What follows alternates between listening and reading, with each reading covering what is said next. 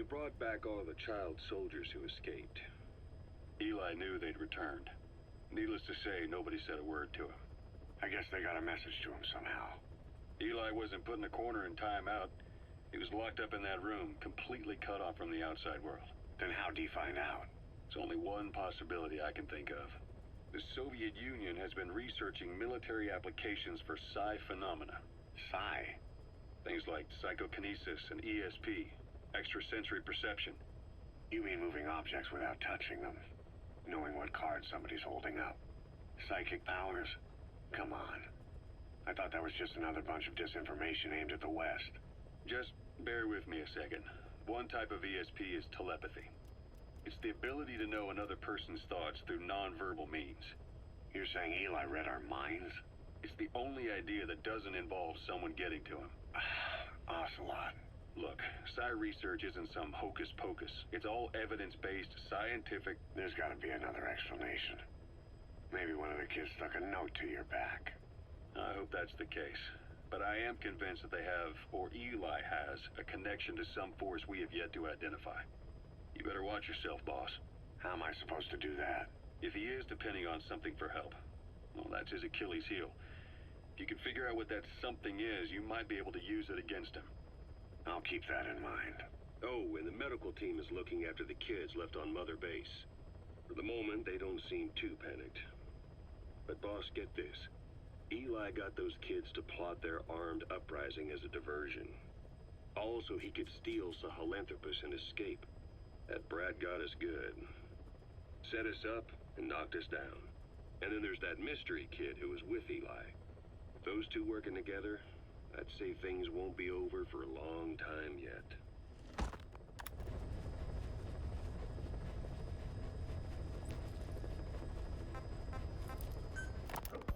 The whole idea of the vocal cord parasites was that they'd only copulate once exposed to a specific language over time. But the parasites infecting our men in the laboratory laid their eggs straight away. The larvae were eating their lung tissue almost immediately. What kind of mutation was it? Those who were infected and cured still carried the vocal cord parasites in their throats. They were still there, but the males had been rendered female by the Wolbachia, and copulation could not occur. So we thought, but it is the Wolbachia that mutated. Not the parasites? You remember I told you the Wolbachia attempts to maximize its number of female infected hosts? Yes, hence the male-to-female transformation. Precisely. But other Wolbachia strains use different methods. Cytoplasmic incompatibility, killing the males, and parthenogenesis. Parthenogenesis? Aphids? Aphids use that to reproduce via females only. Very good. The females lay their eggs without a male present, creating clones of themselves in explosive numbers. Parthenogenesis was originally a means for an organism to take maximum advantage of abundant resources by increasing its numbers. Certain strains of Wolbachia force this to occur, to create more and more infected females. And that's why our men develop symptoms in the blink of an eye. Wolbachia causing parthenogenesis is common in parasitic wasps. Of course, the Wolbachia I introduced to you men did not have this characteristic, but I believe the mutation, whatever it was, caused it to force parthenogenesis in its host, the vocal cord parasites. The Wolbachia we used to prevent egg laying became the agent of limitless reproduction. There's something else. The symptomatic infected in the laboratory all wanted to get outside, even knowing there was napalm waiting for them out there. You said the parasites made them act that way, but parasites controlling humans. Is it possible? Parasites altering the host's behavior is a common occurrence in the world of nature. Long ago, the vocal cord parasites had this ability, but even I never foresaw they might control humans. until I heard the things your man said. You mean the researcher on the top floor? The bit about, I'm not a snail. Yes. Among parasitic worms, there is a genus called Leucochloridium that uses snails as intermediary hosts. As you know, snails prefer dark, gloomy environments. But once parasitized by Leucochloridium, they desire to be in the light. And that is not all. The parasitic worms thrust themselves into the snail's antennae, making them swell to abnormal size. The snail, meanwhile, frantically wiggles its antennae as the parasites squirm inside. The swollen, wriggling antennae soon resemble caterpillars. I don't get it. It is so they can be eaten by birds. Leucochloridium needs a bird as its definitive host. To breed, they require their snail host to be snapped up by a predator. So they make the humble snail appear to be a delicious caterpillar and lead it to somewhere in open sight. So you mean the staff trying to get outside Was so the birds could peck at them.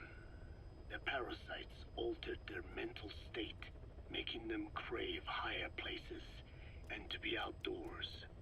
I can only surmise that both the Wolbachia and the parasites mutated before the ancestors of the vocal cord parasites infected humans. Their hosts were birds. What we saw in the laboratory was some throwback to that time. The parasites attempting to make birds their intermediary hosts. It sounds insane. A praying mantis that is host to a parasitic hairworm will dive into water and drown itself, just so the hairworm can lay its eggs in water. Rats infected with Toxoplasma gondii lose their instinctive caution and run right up to cats. Just some of the many ways parasites control the host. But we're humans. Surely our minds are too complex for that. I thought just the same. Free will is what makes us human, so it never occurred to me that the parasites could be controlling the symptomatic. But the mood, the will of a person can be easily affected by the balance of their cerebral substances. Take the toxoplasma I mentioned. It does infect humans, and it is thought the infected develop a more reckless attitude. But to think that mutations occurred in both the Wolbachia and its parasite hosts. Your observation is most apt. Both mutations occurring at once indicates the presence of a powerful mutagen.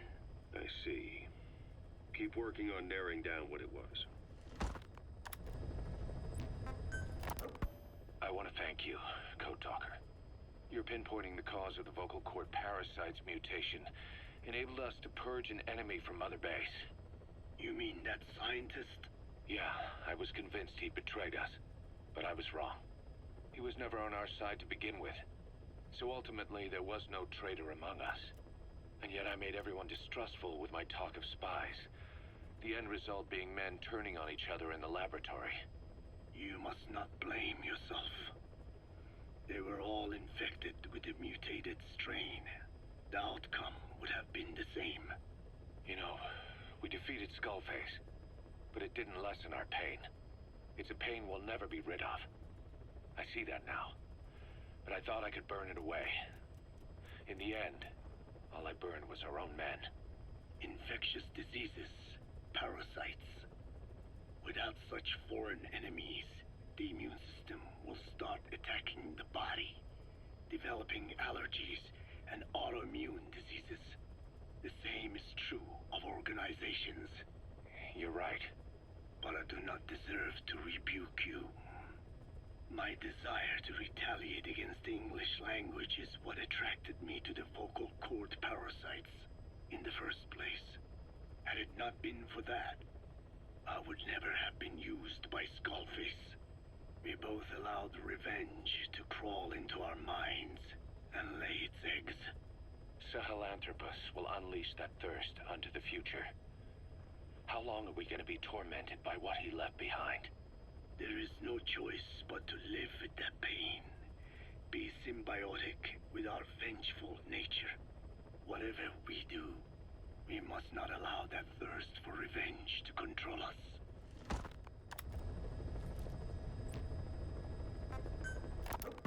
There is going to be a kind of festival held on Mother Base. They are calling it Peace Day. Snake and his men may be without a nation, but they are still an army, and that means sometimes they have to fight the bad guys. Of course, they should not fight at all. It is obvious to me that any problem can be solved with reasonable discussion. Maybe Snake and the others think so too, because the idea is to set aside war for one day a year and relax in peace. I do not know how it came about, but apparently Snake and Miller got the idea while they were talking, and everyone on Mother Base went along with it. To think that deep down they all share a love of peace, that makes me happy. But never mind that. Somehow I have ended up singing on stage.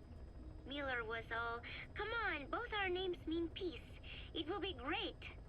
Why does that mean we have to be in a band? Then he roped Professor Galvez in too, saying, "Hey, Galvez comes from peace too. We are the perfect act." I am not sure Miller really understands the origins of the name Galvez. But then again, you always have to take Miller's talk with a grain of salt.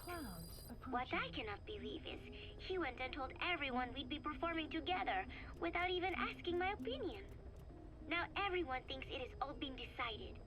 I like to sing, but I have never had to perform in front of a crowd. I do not think I'm up to this. But everyone seems to be looking forward to it. I guess I would hate to let them down. And anything is better than letting Miller sing. Oh, that was mean. Miller said he was going to write a song for us. I wonder what it will be like. It is funny. The more nervous I get, the more I find myself looking forward to it. The whole base is busy getting ready for Peace Day. Miller has finished writing his song, so I went with Professor Galvez to listen to it. Miller was really into it, humming away as he played the song on his acoustic guitar. But the song melody did not match up with the guitar chords at all, and it sounded more like a mess than music. Miller's very enthusiastic, but I think he's tone deaf.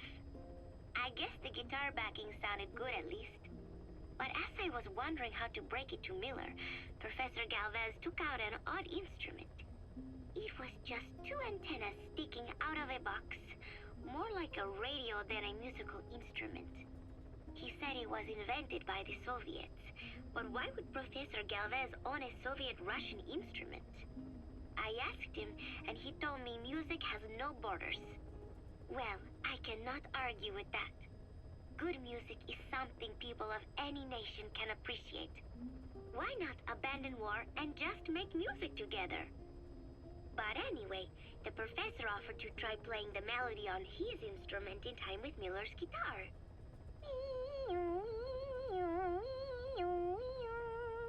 It was like something from another world. But somehow, it fit Miller's guitar backing really well. It even gave the song a charming, down-home kind of feeling. Miller was overjoyed. "That is it! That is my melody right there," he said. It sounded totally different from when he sang it. But hearing the professor's version, I thought I could probably sing it. Then Miller hit me with the next bombshell. "Paz, you write the lyrics." I did not know whether to scream or to run out of the room. There was only 1 week left until Peace Day. So, as if putting me on stage to sing was not enough, Miller even expected me to write the lyrics. He even said he had thought of the title already. Love Deterrence. As if he had done the hard part. Deterrence, love, deterrence. Deterrence it is when nuclear weapons prevent war, right? I do not see how love fits in. But it was too late to complain, so I just sat and listened to the tape of Miller's backing guitar and the professor's melody over and over again. I guess the melody is more Professor Galvez's creation than Miller's, but on the whole, I think it is actually a good song. First, it goes for your heart with a sorrowful opening, but then you feel revitalized as the song goes on. Miller grew up in post-war Japan. Maybe that is why the song has that kind of balance. Long ago, I heard some Japanese music called enka, I think. It sounded this way, but I wonder why it has to sound sad in the first place. Miller called it love deterrence. Doesn't that mean he had a love song in mind? All I see of Miller and women is the way he fools around with a lot of them at once. But maybe he has had his heart broken too. And what about me? I found myself thinking about Chico and Snake as well. I know Chico has a crush on me, so naturally he should come to mind. But why Snake? He saved me, and I feel indebted to him. But I thought that was all he meant to me. Why does my heart flutter when I think of him? It is embarrassing to be unable to control this emotion. There has to be a way to suppress it, to forget it. But maybe that is what love deterrence is? With that thought in mind, I went to my desk and began to write and write. Just 3 days left until Peace Day.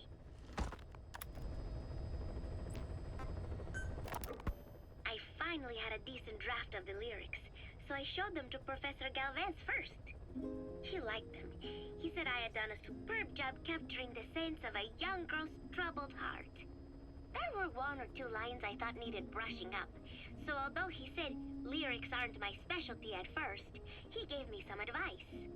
Everything he said made perfect sense.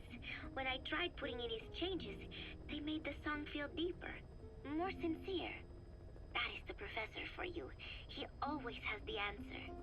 With the lyrics finished, I was ready to show Miller. He does not often take things seriously, but all of a sudden, he was saying, Paz, you have the soul of an enka songwriter. And I did not even listen to enka all that much. Maybe I am pretty talented after all. But still, it took so much time to write the lyrics that there is hardly any time left to rehearse before Peace Day. The 3 of us rushed into the makeshift practice studio on Mother Base to see how we sounded together. Miller strummed away with a big smile on his face. I sang the main melody, and Professor Galvez improvised a backup melody. I know the professor is smart, but is there anything he cannot do? And Miller's guitar playing sounded a lot better now that he stopped singing. But I can hardly criticize his voice. I thought I had learned the song well enough listening to the tape as I wrote the lyrics, but I had trouble with the pitch and kept missing the rhythm. I have to practice, but there's almost no time left. It is just 3 days until Peace Day. Wait, I thought there were 3 days left before. I went and checked today's date with Miller and the professor. The date has not changed. It is the same day. Something is strange. Am I reliving the same day?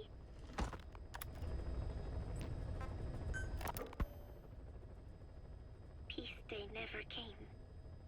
Every morning I wake up expecting it to come, but it is always 3 days away. That cannot be it. I have not woken up at all. It is just a dream. It is all a dream. I am in it, and you are in it too. I am the dreamer, but you are having my dream. Do you get it now? You do, don't you?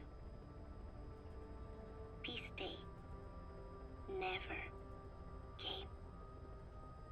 With 3 days left, I followed my orders from Cypher and launched the operation. I hijacked Zeke. I fought Snake. I lost and was thrown into the ocean. I survived, but I was captured by Cypher. How happy I would have been if they had let me die then and there. But wishes do not come true. We just cling on to our dreams, our phantoms, mine and yours. But I think this one is coming to an end. After all, you have figured it out now. You can kill Skullface, murder Huey, slaughter Zero, burn the whole world down, and it still won't bring me back. Me, or any of the dead. And that was our business. War. We bought our daily bread with money paid to us for killing. Maybe us getting killed was just balancing the scales. You know, Mother Base was never the heaven we wanted it to be. But I was still happy to have lived with everyone there. It was such a short time. Such a hypocritical peace. But while I was on Mother Base, I was happy. Caution, rain approaching. I hope I am not the only one who looks back on those days with happiness. There is more to remember than hatred and rage. But of course, this is you thinking that I should think that. It is no mystery now. I am just a phantom. A fragment of the mind you have lost. The real me died a long time ago. But even so, more so, I can tell what you are really feeling. The real emotion that is locked away at the bottom of your heart. Let it fly out. Let it guide you. Live. I think it is my job to tell you that. That is why I exist. So this tape is the last one. Once you are done listening to it, I am one phantom limb that will be gone for good. My flesh, my bones, joining the silt on the ocean floor. But do not forget, as long as you remember me, I will always live within you. Not a phantom limb or a phantom anything. As part of your heart. I will always be your angel of peace. So, I know exactly how to finish. Say peace.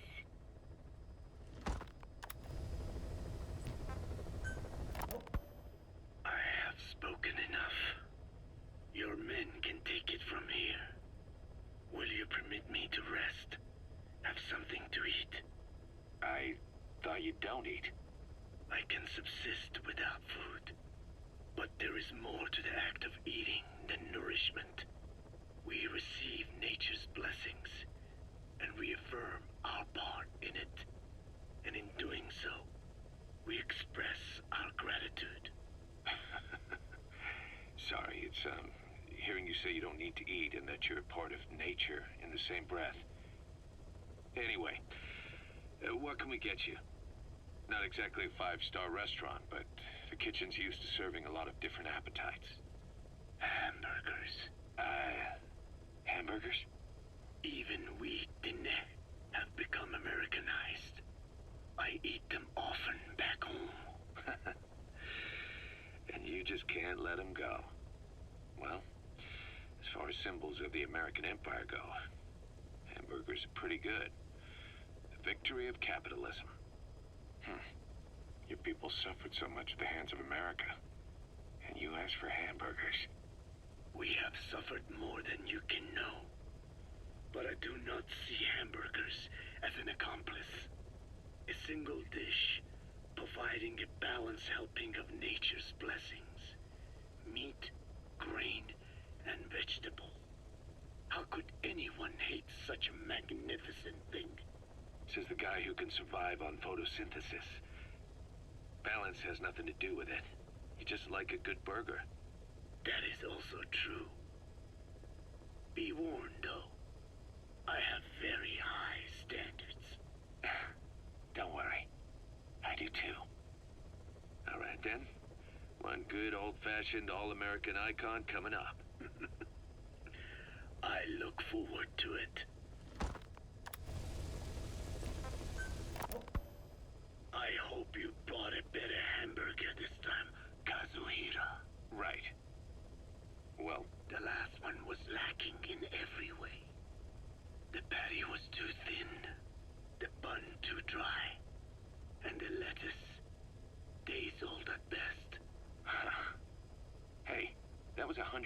all beef patty, and no shortening in the bun either.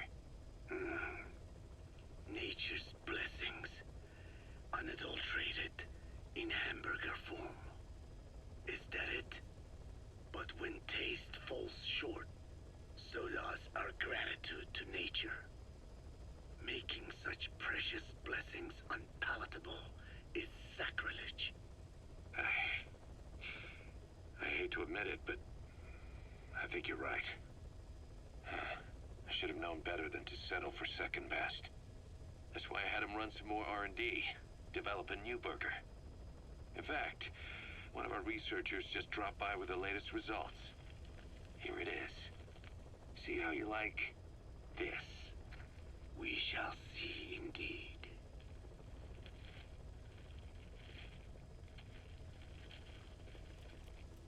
I thank you for this bounty, Mother Earth. So, what's the verdict? Not bad. And? But it does not hold a candle to what I ate back home. Everyone's a critic. Damn it. I was sure the Kobe beef, but maybe we didn't have enough. If we had any more, we're cutting into our profits. Profits? We'll be taking a loss on every unit. What are you talking about? Huh? Oh, anyway, I'll be back with another round of product. I will be waiting. Clouds Did you approaching. say product? Feeling hungry, old timer? Old timer. I do not get hungry, no. But you have a new hamburger? You guessed it. And this time we used lamb. Lamb. You're not a lamb kind of guy? A hamburger is made of beef. Who ever heard of a hamburger without beef? Yeah, but we gotta stay fresh, stand out from our competition. You're what? Just give it a try. If you say so.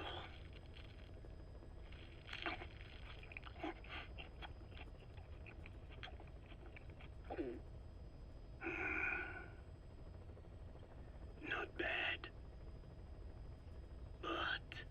But I cannot call this a hamburger. I thought we were onto something this time. Maybe the problem is that it looks like a regular hamburger. Gotta think outside the box. Too much baggage if they come in expecting just another burger. Let's see, cotton candy? To make it look like a sheep? Yeah.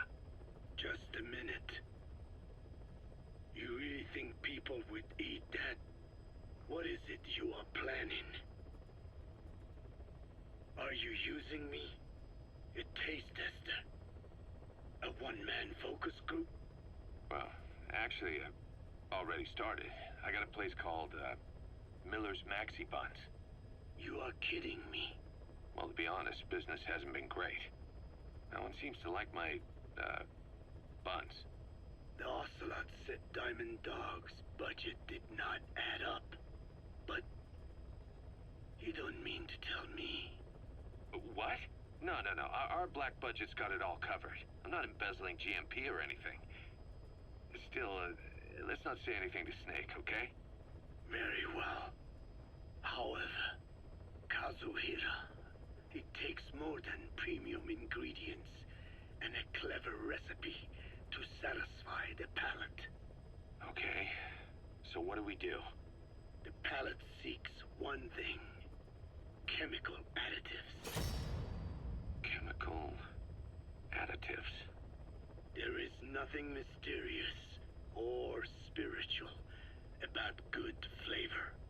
The tongue simply identifies specific amino acids, which the brain then recognizes as appealing. Therefore, all that is needed is to chemically isolate those amino acids and incorporate them into your products. To be clear, I speak of flavor. The rest is irrelevant. That seems a little extreme. Do not forget that I am a scientist after all. And using science for the benefit of others is a joy. In seeking coexistence with nature's blessings, not everything can remain in its natural form. When we fall ill, we must be treated. Otherwise, that very nature could cost us our lives. Agriculture is one of nature's many blessings. But through that process, we damage the surrounding vegetation. Yeah. Whether it's a massive farm or a tiny field, we always leave our mark on the land. The same is true of parasites. And for food preparation. If tapeworms in the raw meat of another animal enter the human body, they roam around trying to find their usual habitat. Sometimes even eating away at the brain in their confusion. So in looking through a scientific point of view, you see the necessity for processing food. Yes, it is also sometimes necessary to eliminate certain parasites, or selectively use or even modify others. Alternatively, we could say that if a man is part of nature, the work he does is also part of it. What is important is the balance. Yeah, you're right. Thanks, old-timer. You really opened my eyes. I fooled myself into thinking people today wanted high-quality, all-natural goods. But my favorite burgers were never about that. What they want is something like the first burger I had in America when I went to meet my dad. A Frankenburger loaded with additives. That's the America I knew and loved. I'll be back in a jiffy, old-timer. My next burger's gonna knock your socks off. Kazuhira, wait. What is important is how we balance the... quick for a one-legged man. Frankenburger. What kind of a dive did your old man take you to?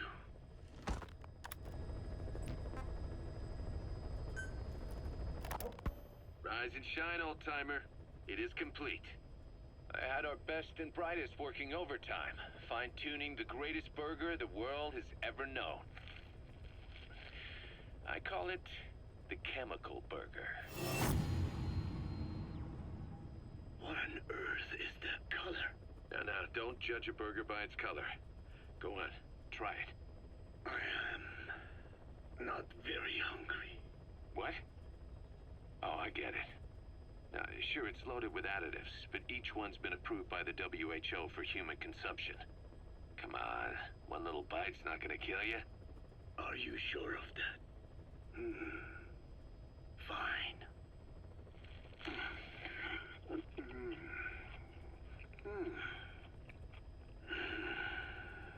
Well, what do you think? It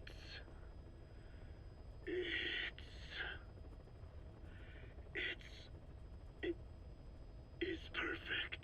Right? Right? This takes me back to the taste of my youth. The neon signs on the Mother Road. Oh, I can see them now. So, what do you think of our signs now? And it doesn't just taste great. You won't believe how cheap it is to make. And because it's pumped up with preservatives, it won't spoil easily in regions lacking refrigerated storage or transportation infrastructure. This bad boy could even solve Africa's hunger problem. Excuse me? People will no longer fight over food or find reason to hate one another. Mankind will come together, reunited between these fluffy buns. Forget Pax Americana. Say hello to Pax Hamburgana. Pax Hamburgana. Skullface thought that destruction was the way to free the peoples of the world from American imperialism. But this is different. Tackling something head-on just makes for more conflict. Only by uniting the world can its various inhabitants truly become free. Having lived as an American parasite as long as I have, I know what I'm talking about. The Chemical Burger? is poised to be the greatest liberating force the world has ever known. An ethnic liberator. Burger. Now all I need is a better brand image, starting with a name. I gotta run, old-timer. I'll catch you later.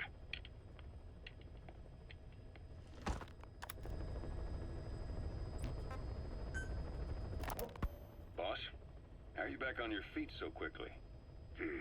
There's a non-smoking ward. Boss. If I listened to everything the doctors said, I'd probably die in here. No point waking up after 9 years for that. Well, having you out of that bed makes things a little easier. Bad news, huh? Things are looking worse. Go on. They found out about you waking up. And the man on fire picked this time to wake up too. We'll have to move forward ahead of schedule. Miller already has the preparations underway. We'll have to wake up your neighbor too. So he's not. He seems awake now. No. Well, he's not actively conscious yet, at least. He was a doctor, too. In his mind, that past no longer exists. Your past is his past now. He's going to be your phantom, not some simple diversion. He'll act as the new big boss, and the act just isn't for Cypher. He'll be your face on the world stage, until the time comes for your resurgence. You make it sound easy. We've been busy over the last 9 years. His altered state of consciousness has helped us implant powerful suggestions through induced hypnagogia. He's experienced all your missions on record and shares all your knowledge and experience to make him believe that he is the one true big boss. No one around him will doubt that he's the big boss they know. So, is he the real big boss or a stand-in? What does that mean to him? Nothing. The human brain is capable of many illusions. Of pain, of the future. What happens from here depends on his skill. You can vouch for that. He was always the best man we had. But 9 years ago in that helicopter, he threw himself between you and the blast. In that moment, the man you knew died. He died protecting you. And now, by becoming you, he protects you again. This is just a detour in his journey to hell. And don't forget, it's what he wanted. He's in his dog days now. It's not just him. We'll be putting the people in this hospital in the line of fire. They'll be your shield and necessary diversion to buy us some time. And you? I'll be right by his side. Can you keep it up? It's a hell of a lie. It won't be a lie. I won't know his secret either. I'll believe that he's the real big boss. I'll have no conscious knowledge of you. Where's the lie in that? Self-hypnosis. It's nothing new in my line of work. Manipulating memories, the past. But that's not all. When the time is right, I need to remember that you're the real boss. In a world, it's double-think. In this year. 2 + 2 = 5. And I want you to do the same. Right. His bodyguard? Correct. It won't be long before this hospital comes under attack.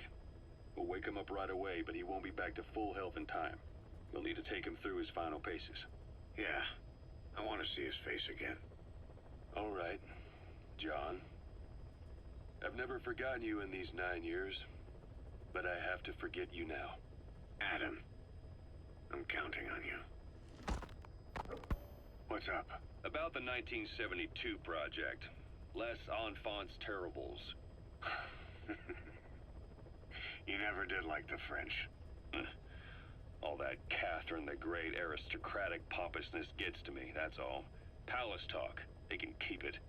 Les enfants terribles. The terrible children. That madness Zero started. Or the start of his madness. You found out something new? The plan itself was abandoned in '76. ATGC dismantled the project, and their account with DARPA was closed. So I was worried about what happened to you. Your sons. They're no sons of mine. And they're sure as hell not me. Just a bunch of cells grown in a lab? What they are is much sicker than that. Well, Zero doesn't think so. Eva doesn't either. To them, those boys are your clones. They're you, down to the last hair. And? The first boys were raised free range, like we thought. Both of them. David has never left the States, but the other, Eli, has disappeared. Might as well call it abandoned. They're through with him. Where is he? He was in England, Zero's home ground. Apparently he traveled to Africa after that, but that's where he escaped from Zero's care. Just like that? Why? Who knows? Maybe he found out about his birth. If he's alive, he'd be 11 or 12 by now, old enough to think and act for himself. So he might still be alive. On his own, there? I wouldn't bet on it. John, if he is alive, what's the plan? I have nothing to say to him. Treat him like a human being, just another person. Boss, this war business you and Miller started. Since the industry spread out to the PFs, it may have a favorable influence on Cypher. To a ruler, an everlasting enemy is convenient. By directing the public's animosity outside his borders, he could unify their frame of mind. Guns for hire continue the war, then enrich the economy with their spoils.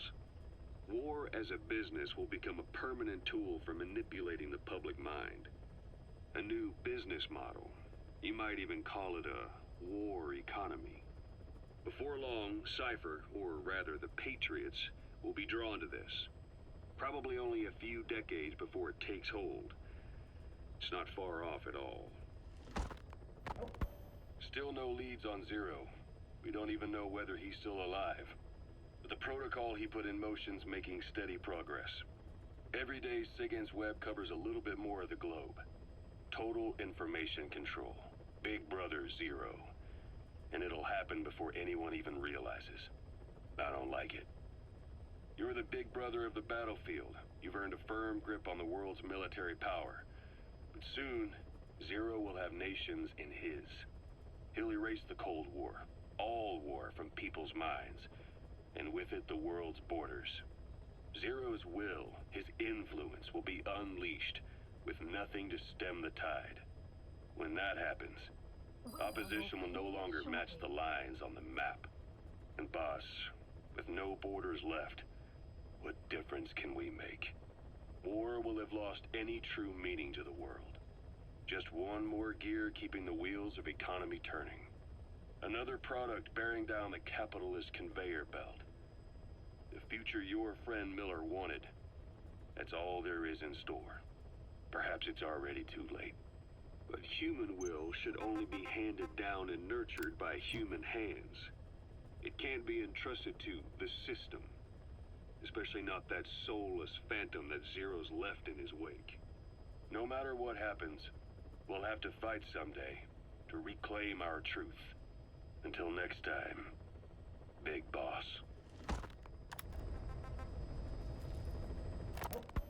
Someone has successfully struck at Zero. Since Zero's using a private network, we get information, but we have no way to trace his location.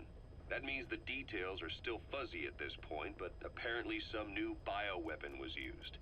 As soon as he noticed the dip in his vital signs, he had his stomach pumped and even underwent blood dialysis. But he didn't fully recover. Ironically, if Zero kept more company, he'd have been safe. Since the incident, his speech and actions have been getting more unhinged by the day. He's probably been rushed to another safe house for intensive care. But the location is a complete mystery. That's the way he operates. He went to incredible lengths to make sure his great escape went unnoticed. So far, I know at least Langley and the Pentagon were involved. He had a blackout triggered in New York to disrupt the transportation and information grids, and at least 2 submarines were sighted off the coast. The personnel involved were working off a cover story. Naturally, the White House was fed the same thing. The project is buried under a pile of dummy ops and backup plans stretching across multiple organizations. It's safe to say not one of the people involved knew what they were moving or to where. All top secret, no trail, no leads. He's living up to his name as usual. Only this time, even I can't find him. Now, the only record of his location lies within the Cypher AI that was at the heart of the escape plan. And that's closed off, with its data sealed away in a secret location. Skullface was able to put together this assassination attempt, but even he can't possibly know where Zero is now. I'll keep searching, but when you're up against he who controls information, it's gonna be a long battle. Boss, it was Anderson after all. That's right, the man who went by SIGINT during Operation Snake Eater. Following Zero's disappearance, he's taken over command of Cypher. Well, to be precise, the AI he oversees has. The idea to have an AI act for Zero came about in '74, when the data from the mammal pod penetrated NORAD. Clearly, an AI couldn't be allowed to make its own decisions. So they would take away its ability to act, and instead create a specialized system in which the AI, bound by specific rules, filters the massive amounts of data it collects before passing it on to people, subtly guiding their decision-making. A system of the people, by the people, for the people. So they began researching how to do it. DARPA apparently brought Strangelove on board to head it up. She was forced out after a certain incident. The direction of the project and any trace of her existence was scrubbed after her departure. Before Zero lost consciousness as his condition worsened, he left instructions for Anderson, through a cutout, of course. Zero went out of his way to hide your location in order to keep you safe. This meant sacrificing his own protection. It was the only way to ensure you could stand alone as your own man. And here I am, the only link between you and the world that's passing you by. I'm your last connection now. This was Zero's last request, his will. Once you're awake, we need to discuss the best way to ensure your safety. Oh, and they've got a name for Anderson's AI project. It's called the Patriots. It's all about ensuring that the concepts driving society appears the same in the mind of each person in that society. About maintaining the identity of the individual, and yet having that individual willingly make up part of the whole. I guess it's fitting to call that patriotism. Creating a united world. Zero's will is already fading into a shadow of what it once was. Systems, guidelines, rules, laws. When you take a mentality and fix it in a solid shape, put it out there in the hands of people, it can only begin to decay. No mentality can last forever. When the body dies, the will dies with it.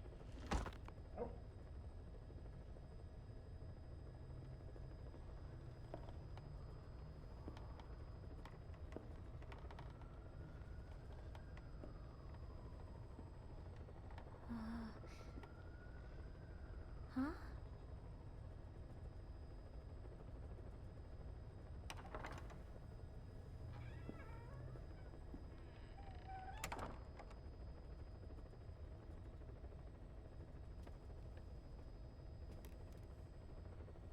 Over here.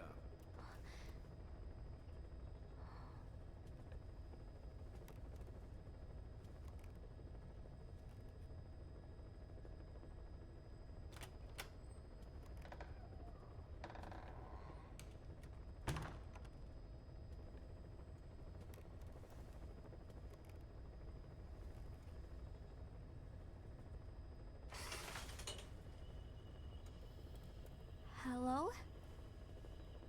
Not there. Here. Huh?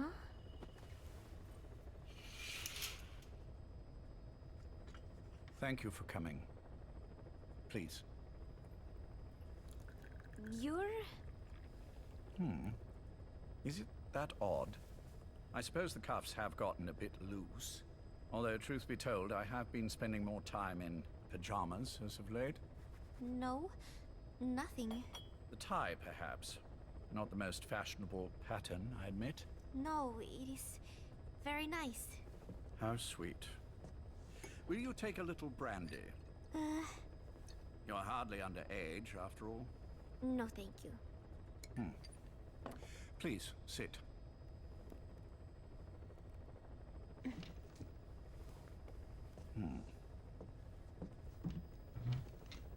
Pacifica Ocean. What? Ah, yes. You've already begun. Not bad. A schoolgirl through and through. Even he won't suspect otherwise. Caution, rain Here you approaching. are. Thank you.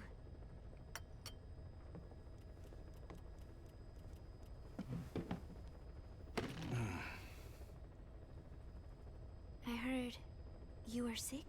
Poppycock. I just like to take a little time off work. You? You must feel that way sometimes. Well, Anyway, I could hardly greet my first guest from that damned bed. I, missed my chance to catch you snoring. Now I'm twice as glad I got ready in time. Drink, before it gets cold. English breakfast tea. All I have, I'm afraid.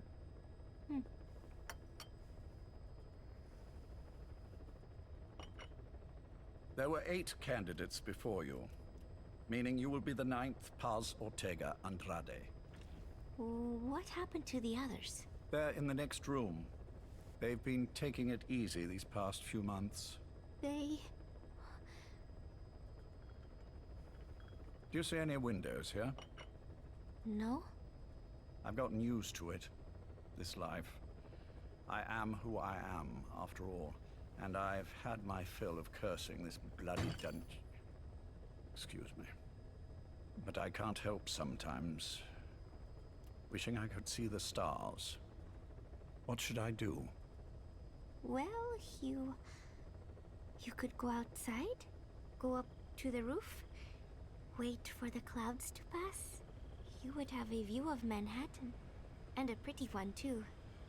But once the wind blows, and the clouds pass, you can look up and see a sky full of stars. Even here. You've had a hard time getting to where you are. Yes. Sewer rats lead better lives. I know. Extreme training, starvation, days spent without sleep, abandoned, hurt, and all but killed in every way imaginable. Some of your compatriots died, others betrayed you, left you for dead, and you did the same to them. But through it all, you survived, and you alone made it here. Just look at you. I can see everything you've been through. Yes. Consider this mission a reward for the mountain you've climbed. Thank you. Yes, well, you know what's next. Yes. And you are prepared? Yes. I believe you. That ever so slight tan. Not the type you'd get on the West Coast. If I didn't know better, I'd say you really did grow up around the equator. But it runs deeper than that. One look at you, and I see a wide-eyed student yearning for peace. Born and raised in Central America. I can see it all. How much preparation have you done? A little. You'll be perfect for this, to strike back at Snake. I'll share everything I know about him. But you mustn't forget who you're dealing with. If he were to get the better of you, well, I deeply regret having put you in that position. But beyond that, I'm putting my life in your hands. You can trust me, Cypher. None of my friends call me that. Tea's gone cold. Shall I make some more? I know we are the only ones here. There's no one in the other room. And how do you know that? You said I was your first guest. Oh, I haven't had this much fun in quite a while. All right, then. Cypher's been in hiding ever since his grand experiment. No one's seen him in years. All we hear are orders delivered by proxy. Except you. You met with him, face to face, in order to contact Big Boss. Tell me where he is. Where is Cypher? Where is Zero? I've never known choice. Where I was born, the language I speak, I've never had the freedom to choose for myself. But you, right now, are free. Do as you will. this will save Big Boss. It may. Will you really kill Zero for me? Not for you.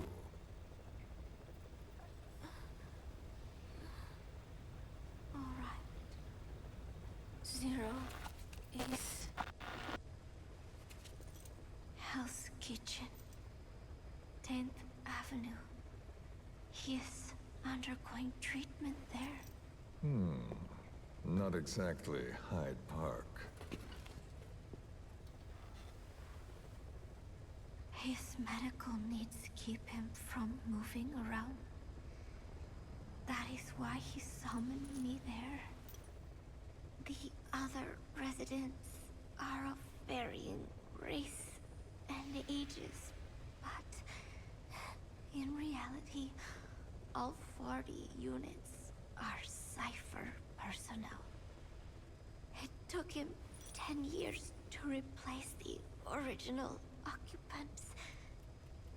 He has got places like this all over the world. No better place to hide a needle than a stack of needles. Zero is on the top floor. A room with no windows and no doors. Even the elevator does not reach it. Officially, the floor does not exist. The only access is by a secret staircase 1 floor down. Room 702. Shades of World War II. Nobody realizes the entire building is a setup. People go in and out all day. But they're all Cypher. The building blends right in with the rest of the city. They disseminate rumors that a gang operates out of the building that keeps most outsiders away. And most of them are there as security in case of an emergency. But even they don't know what they're really protecting. Foot traffic, goods coming in and out, phone lines, water and sewage. It is all monitored remotely by satellite and cameras inside and out. Should he need it, there is a sealed-off water conduit that can be used to escape to the Hudson River, and from there to the sea. But from the outside, it is just another building. A perfect disguise.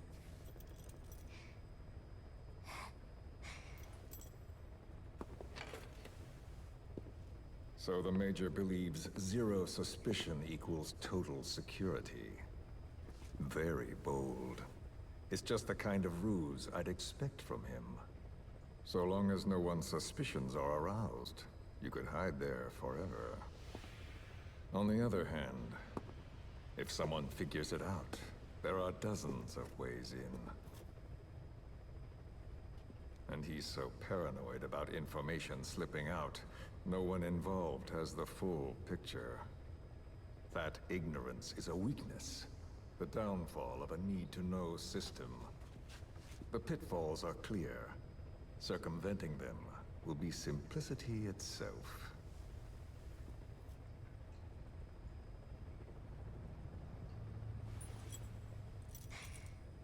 You hate him, don't you? Hate? He never left me to die. I owe him my life. I'm bound to repay the favor. Any way I can. But that's not what you really want to know. What you want to know is, do I hate Big Boss?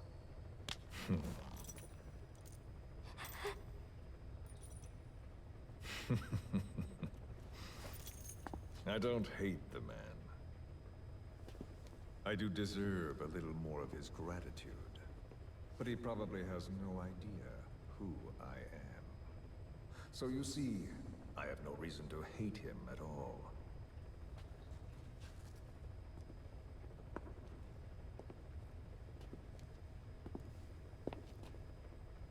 I mean to have my revenge against Zero.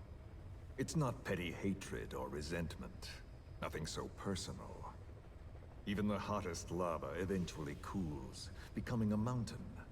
And that mountain becomes the land. Scalding steam comes back down as rain, forming rivers, draining into the sea. It's then that nature's order sets in. Now I'm merely a part of that cycle. Just like Zero. And you.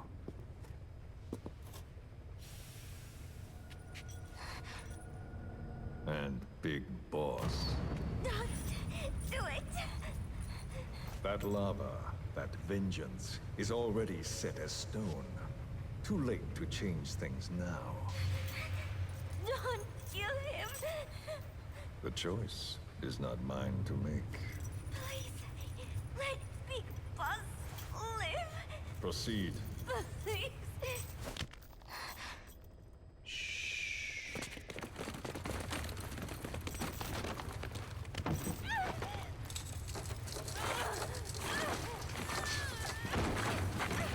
Give her the shot already! Hold her still. It's me. Ocelot, it's been quite a while. Yeah, I'll say. Took a lot longer for you to surface than I expected, Major. I wasn't planning on coming back at all, but I had no choice. Well, after the Caribbean. My hunch was proven right. You wouldn't believe who was behind it. Oh, I have an idea. How did you respond? Immediate disinformation campaign. Most bought into the story, but not everyone. It was quite an incident, after all. I couldn't cover everything, but I did hide the fact that Snake survived. And that should buy us some time. Where is he? En route to an old foxhole of mine. A base in the British sovereign area of Cyprus. The military hospital at Dikelia? Ava's leading the operation. Ava? Following your orders? Funny, isn't it? That we should all reunite like this. This is an emergency. Otherwise, I sure as hell would... Yes, I don't expect you to bury the hatchet between us. Something simply won't ever happen. Even I can appreciate that. You too can only bear to speak with me from time to time. That's fine. But I don't want Snake to die. Surely we can come together on that. There are so few men I can turn to. And you're number one, Ocelot. Keep him hidden. Keep him safe. But I'll stay where I am. And leave the rest to you. That's how he'd want it too. Isn't it better for you to be there to supervise? Where I am, where he goes, it makes no difference. All that matters is getting him the very best treatment and security. The latter being where you come in. Will he wake up? And if so, when? I have absolutely no idea. But as long as his heart is beating, he will keep fighting. So please, watch over him. This location, it's safe? No one will find him. And if they try, I will deal with them. The information must be suppressed. Which is what you do best. Guess you're still at the top of your game, huh? Anything but. I'm sick, Ocelot. Donald's taken over a great deal. He'll be handling this situation from here on as well. Though I wish it weren't so. This will probably be the last time you and I speak. So, you won't say no, will you? I have no choice. Thank you. Save your thanks. One more thing. A proposition. Yes? I've prepared a ruse of sorts. One I imagine you'll quite like. What is it? You could say I've made another Snake. Major? I'm not talking about the children. A mental copy. His phantom, if you like. I don't understand. You will when you get to Cyprus. I've set the ball in motion, but the rest is in your hands. You're good at this kind of thing. The best. I need you on this. If it's in his best interests. I assure you, it is. Look after Snake. He's the toughest son of a bitch I've ever known. Yes, it's me. You weren't in hospital long. I had trouble finding you. Where is he? Safe. But in the same state as when you last saw him. We've had our misunderstandings, you and I. But as you've made clear, our relationship is strictly business. Therefore, I will limit this conversation to the business at hand. Please understand that I don't dislike you. Not inherently. Where is Snake? Now. Settle down, or I'll have to hang up. And then you never hear from me again. Do you understand?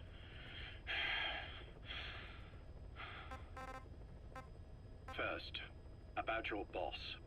I had him moved once he was stabilized. I'm sure it came as quite a shock to you when you woke up. You'll have to forgive me. I told him to stop putting me under. Surely you understand. Specialized medical treatment in places like that can be positively nightmarish. We couldn't have left him there forever. And to be honest, I wasn't entirely comfortable leaving matters in your hands. Don't take it the wrong way. Anyone looking for him would be looking for you. He needed to be as far from you as possible. In fact, I'm still not sharing his location, even now. Problems could arise. So, instead, I'm giving you a point of contact. An introduction to a network of messengers who will lead you to a man. A friend to your boss. I'm sure he's mentioned him before. He knows Snake's location. More than any man alive, I trust him with this sort of thing. Keeping secrets, or men in the dark. He's known Snake quite a while. 10 years longer than you. Kazuhira, I don't care if you don't trust me, but I require your absolute trust in him on this. Snake will be brought back into this world, however long it takes. Understood?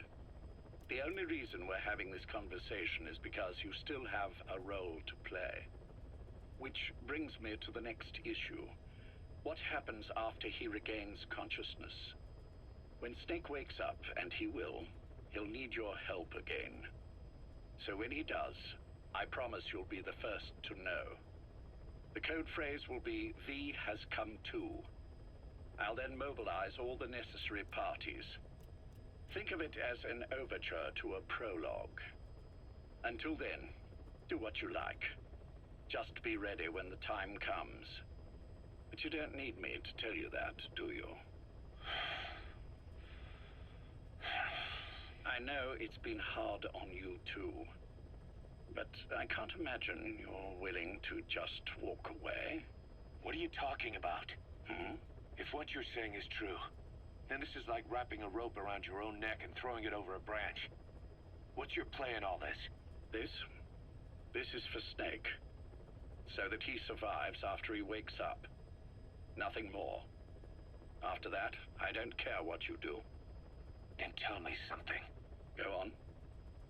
I only joined you after I found out what you were after. To make the world one, you need Snake for that. And he's already done a hell of a lot for you. He has. So on some level at least, I think you're being straight with me. Then why'd you do that to him? I get what you were trying with Paz. You wanted to get Snake any way you could. But after that, what you did, how could you do that to him? After that wasn't me.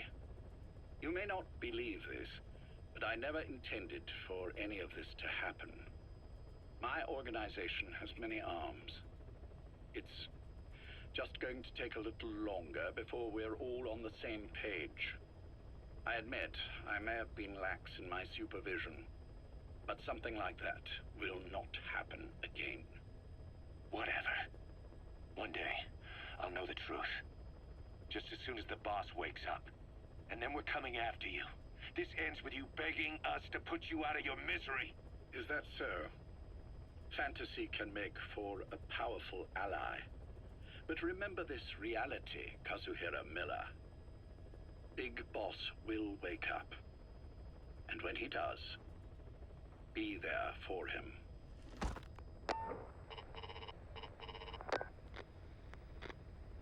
Major, I wondered whether you'd really call. Exer, I presume this was your doing? Do you like my gift? I've been searching a long time for this. It is what you were looking for, yes? The winged dagger of a comrade lost to the sands of Egypt. He served under the boss back in Rayforce. I delivered this pin to her after his death. We were both so very young. From that moment on, she never let it leave her side. She was still carrying it in Selinoyarsk. How about the back?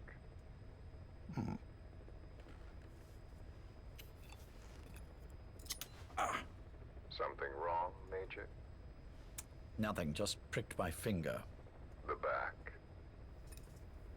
The scar is there, just as I remember it. And this white stitching on the back. From the white berets the SAS wore in the early days. Major? 30th of December, 1941. It's the inscription I made the day he died. Of course. His body was never recovered. This pin badge is the closest thing he has to a gravestone. When I gave it to her, she just kept on running her finger over the inscription. Never again, she uttered, as if reprimanding herself for his death. She pressed hard, embedding the inscription itself into her finger. You see, it's why this spot on the back looks shinier than the rest. He was our brother in arms. So... Yes, it's real. Thank you. There's no doubt about it. Good. Now I have no regrets. What do I owe you? Nothing. Just want to talk for a moment. Very well, then. It's about our man, Major. He's been making some moves. Miller? Yes, I know. Rhodesia, is it? Yes, and up to his old tricks again. No matter. He'll stumble soon enough. Although he is under my jurisdiction now. And that's what you want to talk about? Not exactly. You see, my being here's made me realize I can still be of use to you. How so? This country is rich with biological resources. Bacteria, nematodes, viruses. I'm sure we can find something here to bring that plan back into action. Forget it. The Cleanser Project was just another one of my predecessor's daydreams. And the vocal cord parasites? Were an excellent test case for reverse evolution. Nothing more. What matters now is the genetics technology behind that work. With genetics, the clumsiness in targeting an entire race isn't an issue. We can target specific individuals. No need to breed multiple generations of parasite just to get results. But Don't be quaint, Exo. Once the Cold War is over, our enemies won't be so clearly defined. Using humans alone won't be enough. An electronic network will span the globe, and our enemies will blend right into it. You may be right. But will people really settle for an enemy they can't see? Men want to feel righteous, need to see the evil in the enemy they fear. Without it, they'll turn their aggressions inward, find an enemy inside. You know this is true. I see what you're saying. Just as those robbed of their parasites develop allergies and autoimmune diseases, a man robbed of his enemy develops self-destructive tendencies. And I know all the symptoms. Ethnic conflict, religious strife, terrorism. And with asymmetrical conflict, deterrence is a joke.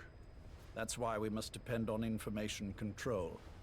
People need an appropriate context for their lives.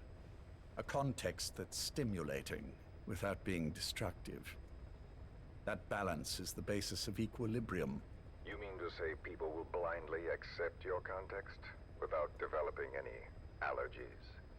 If we're to unite the world, literacy must be suppressed. To suppress the information immune system, to borrow your metaphor. Immunity to information. But to ensure there's no allergic reaction, while the immune system fights off parasites and pathogens. It's done, Exo. This world will become one. I have found the way. The world that the boss envisioned will finally become a reality. Race, tribal affiliations, national borders, even our faces will be irrelevant. The nature of communication itself will change, and it will make mankind whole again. Some things can't be undone. My face was taken from me. There's no taking that back. A face means nothing when one's soul is able to communicate directly with another. I have no intention of hiding behind your technological veil, Major. I wear my broken visage, this skull in the open, so that I may never forget what I've lost. You. What are you? The chain of retaliation is what will truly bind this world together as one.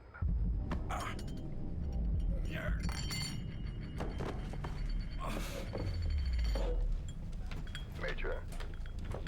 You son of a... The pin. You... Yes, the pin.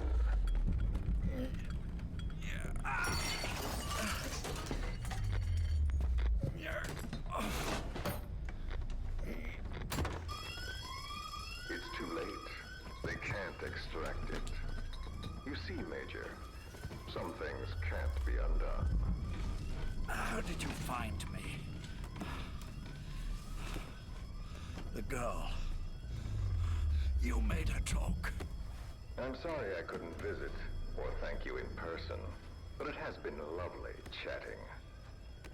And now that I know you're no longer interested in the garden, it's time for you to step aside.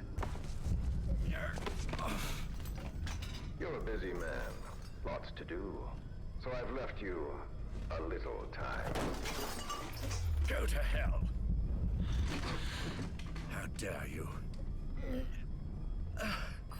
You planned this all along. Had your own agenda. All these years. Now you see, the world can never truly become one. But the boss... You've been wrong.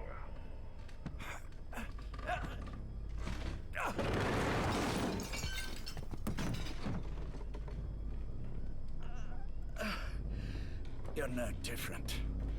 Just like him. None of you understand the world she saw.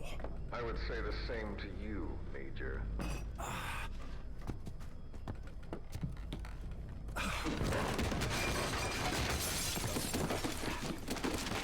You steal it all away. Everything. The boss said the same thing. Only I understood what she meant. Major, I'll handle the rest.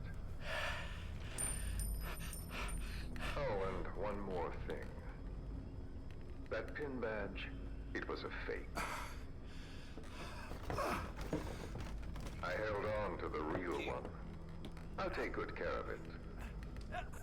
And continue the boss's work.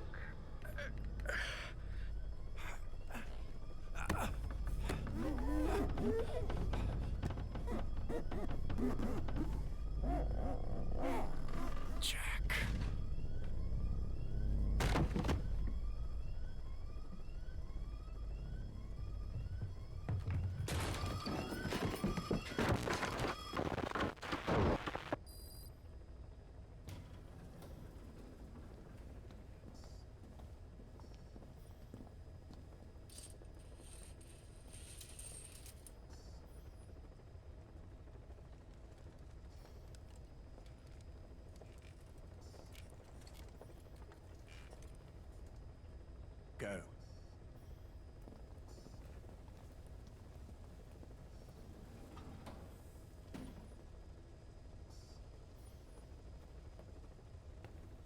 almost thought you wouldn't come.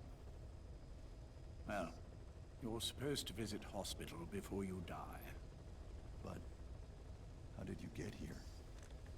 My friends at the SAS know how to keep a secret. The trip to the airport was a little dramatic, but the rest was easy. Still, I've had smoother rides. Oh, look. Escorted myself with my tea. I won't be staying long. I understand.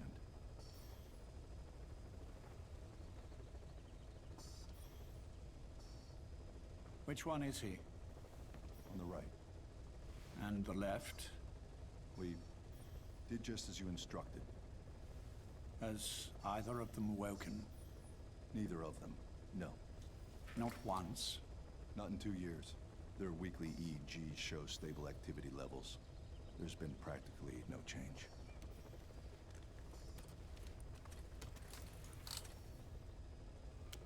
Jack? Jack? It's me. You look fit to run a country mile. Every 4 hours, we move all of their muscles, subject them to load. They're stable, but eventually... Yes, of course. We've done everything we can to ensure they're ready to move, should they wake up. Still, it's been a pretty long time.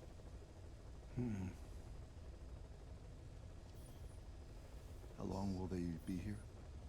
Indefinitely. It's too dangerous to move them. And so far, no one knows they're here. I see. I am most grateful to you. And I need you to keep it up. We'll do everything we can.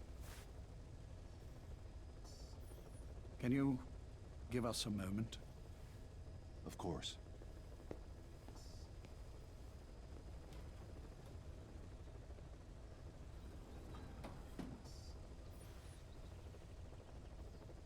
Jack, can you hear me? Nice place, isn't it? I went to a lot of trouble bringing you here. Here where no one will find you.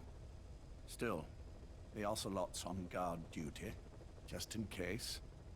Maybe knowing that will help you sleep better. I had no intention of coming, but this could be my last chance. If you'd just come to see me first.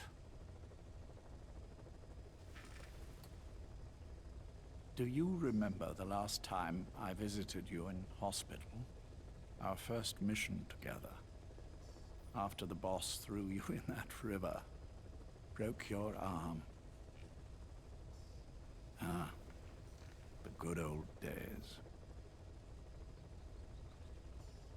I never told you this, but I had another team at my disposal back then, with a very special man leading it. Maybe he didn't like the arrangement. In any case, this man, he seems to have done something to me. Which is why I'm quite sick myself. Up here. There's nothing they can do. I always was the forgetful type, as you know. I'm all right for now, but they say it's a one-way street. If you don't wake up soon, I won't remember you when you do.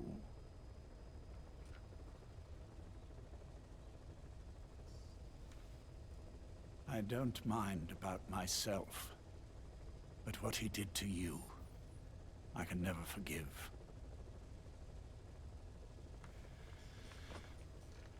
I've sent him to Africa, and I doubt he's coming back.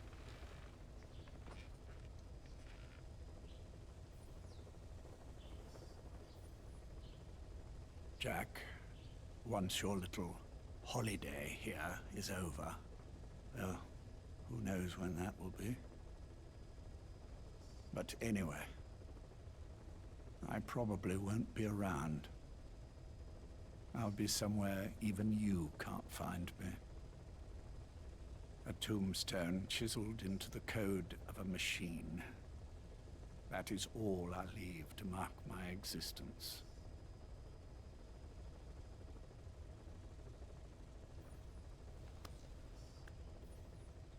Wake up soon, old friend.